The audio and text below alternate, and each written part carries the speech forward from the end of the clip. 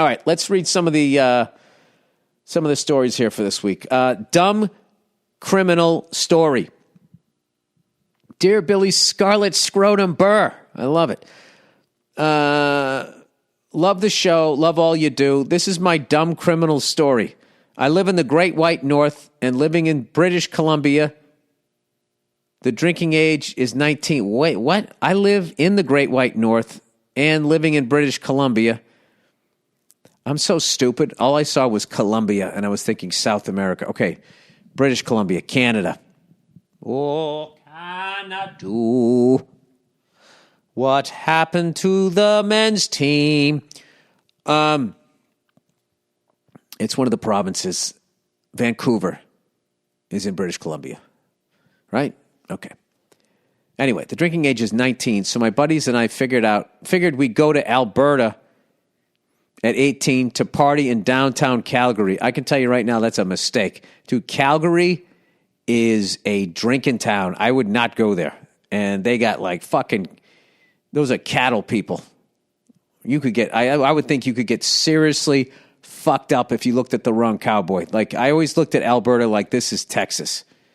You know, it's oil fields and fucking, you know, cattle. And then I feel like Edmonton is like the Austin of like Alberta, where they think that they're better than everybody else out there. That's what I feel.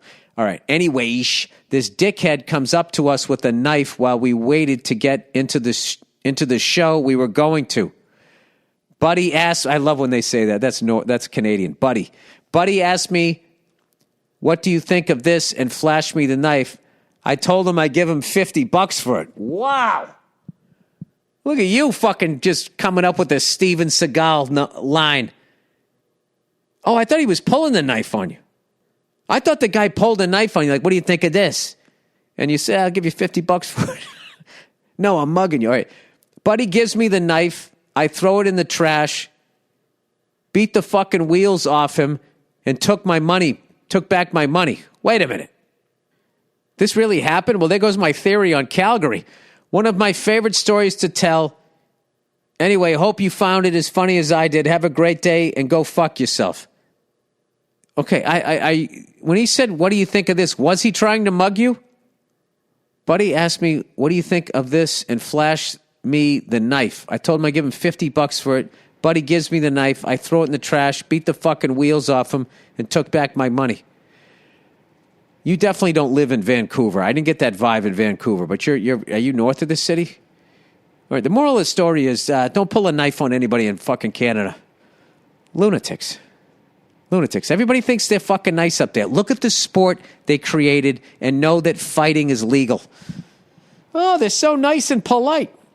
All right. 22 caliber robbery story. Dear Billy Bumblebutt, on a recent podcast, you asked for robbery stories. I got one for you that I think you'll appreciate, especially given your old bit about how a 22 caliber is all you need. Years ago, I worked on a construction crew with two old guys who were best buds and had worked together for years in the D.C. area. One black, one white. Charlie, a 70-year-old white guy, told me a story about Jimmy with an I, like Hendrix, a 69-year-old black guy. Jimmy owned a car repair garage in D.C. in the 70s. One day, a white guy came in and stuck a gun in his face and demanded his cash from the register. Jimmy, not wanting any trouble, opened the till and handed it over. But after the robber took the money, he called Jimmy a nasty name I will not repeat here, I imagine, and hit him across the head with his revolver before running out the door. This pissed Jimmy off, so he grabbed a .22 pistol from under the counter and went after the guy. He caught up with him in the parking lot and shot him in the leg with the .22. The guy crawled under a car. As Charlie told me in his thick Virginia accent, Jimmy was there trying to shoot him again. The police showed up and arrested both of them. The white robber did a year in jail, and Jimmy, being a black guy in D.C. in the 70s, had to do a few months himself for shooting a white guy. Wow, after about a year or two, Jimmy is back at work at his garage, and who should walk in but the fucking robber? He walked up to Jimmy and said, hey, I just wanted to let you know I'm out of jail now. Jimmy looked him square in the face and said, well, I just want to let you know I got rid of my .22 and I now got a .38. The guy backed out of the place, and Jimmy never had any more trouble from him. Wow. Well, I was hoping for a happy ending. I just got out of jail, and I wanted to say, I shouldn't have called you that word, and I shouldn't have. I'm on the straight and narrow, and I'm looking for a job. Wow. That's a couple of man stories right there. I can't follow any of those. I got a robbery story. I got punked out of some money at Downtown fucking Crossing in Boston in the early 80s doing Christmas shopping in front of Long's Jewelry. They just punked me out of the money. They said that they needed money for the subway, and then his tall friend who looked like fucking Weird Harold from Fat Albert goes, "You better do what he says." And I just gave him the money. That fucking bugged the shit out of me, but rather than just taking the ass kicking, in hindsight, I did the right thing because I was going to lose. Santa robs a bank. Hey there, Billy Ball Bruiser. I'll get straight to the point. We're all busy. A few years back during SantaCon, a Santa robbed a bank. Wait a second. Is this like Comic-Con, but with Santa Clauses? So there's a bunch of Santas walking around, so a guy dressed... That's brilliant. SantaCon 2021 brings out... Oh, my God, it's a bunch of fucking jerk-offs dressed like Santa. Okay, it is. All right. A few years back during SantaCon, a Santa robbed a bank. What is SantaCon, you ask? SantaCon is a day where a bunch of idiots dress like Santa Claus and bar hop all day and night. All right. Are they idiots? I mean, that sounds like fun. If you just go in there like, oh, ho, ho, I love Christmas, and you're standing there sweating your ass off in that dumb outfit. But if you're just bar hopping, that seems great. And there's going to be some chicks out there that's going to be a fetish. Then you got the little Santa Clausettes showing up. I mean, whatever, It's the holidays. Is it just for kids? I don't think so. Well, this particular SantaCon, one smart Santa out of all the idiots hatched a genius plan. He dressed as Santa, walked out of a huge crowd of Santas on the street and into a downtown San Francisco bank.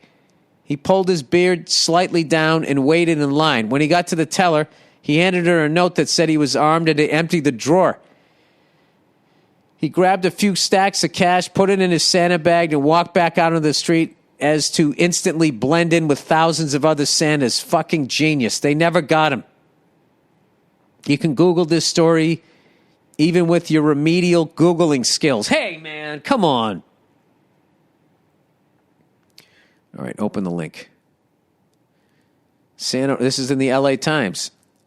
Doesn't necessarily mean it's true with those fucking lunatics, or any of them, I should say. At least one Santa Claus in San Francisco is not carrying a sack full of toys. It's December 16th, 2014. Good for him. Good for him. All right, attempted robbery. Hey, old Billy Bank robber! Back in 2020, my wife and I were on vacation together down in Orlando and went over to Daytona for a couple of nights for a NASCAR ride-along at the Speedway and to check out the area. When we got there, we went into a Subway for a quick lunch, and while we were sitting and eating, this guy walks in with a hoodie up, a gator mask on, and hand in his pocket like he has a gun. He says to two teenagers working there, "Give me all the money." They stood back and told the guy he needed to leave. He proceeded to threaten them and keep saying to give up the money, but they didn't and could care less what he was doing. After a minute or so, the manager comes out back with a mop and says, "Willie, you get out of here." The robber responds, "I'm not Willie. You need to give me all the money." The manager then starts to come around the counter saying, "You get the fuck out of here or I'm going to bust your head." Willie says, "Okay, fine. Just give me a cold cut trio and no one gets hurt." I almost died laughing, then realized my wife was terrified. I assumed that they knew the guy based on their reaction to begin with, but my wife clearly did not. Willie left without a sandwich, and the manager came over and apologized. Says, "That's just a crackhead that comes in and is harmless. If he bothers you when you leave, just tell him to go away or you'll beat his ass." We ended up going back to the Speedway for my ride along, and then she got a refund on the hotel room when we drove back to Orlando. I'll never forget the look on her face as I busted out laughing when I heard him ask for a sandwich. Still to this day, whenever she pulls the typical wife, what do you feel like having for dinner? I respond with, just give me a cold cut trio. That's awesome.